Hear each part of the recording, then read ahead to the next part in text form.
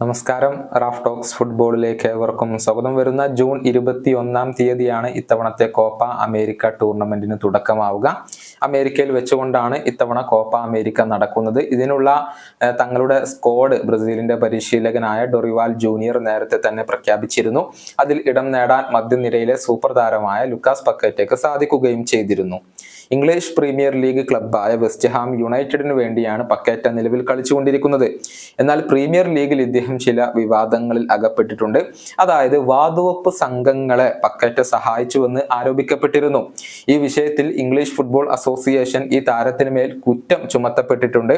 ഇതിൽ വിശദീകരണം നൽകാൻ പക്കേറ്റയ്ക്ക് ഒരു നിശ്ചിത സമയം അനുവദിക്കുകയും ചെയ്തിട്ടുണ്ട്. അതായത് പ്രീമിയർ ലീഗിലെ ചില മത്സരങ്ങളിൽ വാതുവെപ്പ് സംഘങ്ങളെ സഹായിക്കാൻ വേണ്ടി പക്കേറ്റ മനഃപൂർവ്വം യെല്ലോ കാർഡുകൾ വഴങ്ങി എന്നാണ് കണ്ടെത്തിയിട്ടുള്ളത്.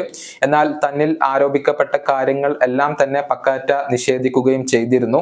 താരം നൽകുന്ന വിശദീകരണം അത് തൃപ്തികരമല്ലെങ്കിൽ ഇദ്ദേഹത്തിനെതിരെ ഇംഗ്ലീഷ് FA നടപടി സ്വീകരിക്കാൻ തന്നെയാണ് സാധ്യത. വിലക്ക് ഉൾപ്പെടെയുള്ള കടുത്ത നടപടികൾ പക്കേറ്റയ്ക്ക് നേരിടേണ്ടി വരുമെന്നാണ് റിപ്പോർട്ടുകൾ ചൂണ്ടിക്കാണിക്കുന്നത്.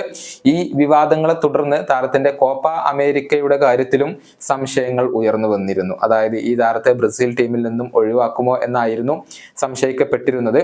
പക്ഷേ ഈ ഒരു വിഷയത്തിൽ ഇപ്പോൾ CBF ഒരു ക്ലാരിറ്റി വരുത്തിയിട്ടുണ്ട്. താരത്തിന് കോപ്പ അമേരിക്ക ടൂർണമെന്റ് നഷ്ടമാവില്ല. അദ്ദേഹത്തിന് ബ്രസീലിനോടൊപ്പം കോപ്പ അമേരിക്കയിൽ പങ്കെടുക്കാം. CBFന്റെ ഈ ഒരു ഒഫീഷ്യൽ പ്രഖ്യാപനം ബ്രസീൽ ആരാധകരെ സംബന്ധിച്ചിടത്തോളം സന്തോഷം നൽകുന്ന, അതല്ലെങ്കിൽ ഒരു ആശ്വാസം നൽകുന്ന കാര്യമാണ്. മികച്ച പ്രകടനം നടത്തുന്ന പക്കേറ്റ ബ്രസീലിന്റെ മധ്യനിരക്ക് ഒരു മുതൽക്കൂട്ടാണ്. ഈ വീഡിയോയുടെ അവസാനിപ്പിക്കുന്നു. വീണ്ടും കാണാം.